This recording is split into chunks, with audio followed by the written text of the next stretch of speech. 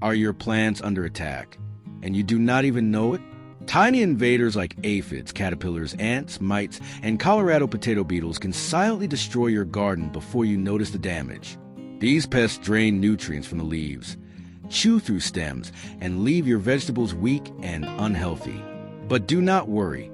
Today we will show you how to make a powerful natural repellent using only 3 simple ingredients you probably already have at home. The first ingredient is cinnamon. It has strong antifungal and insect repelling properties, making it excellent for protecting your plants from both bugs and mold. Next is cloves. They contain eugenol, a natural compound with a strong smell and taste that insects dislike. And finally, edible oil.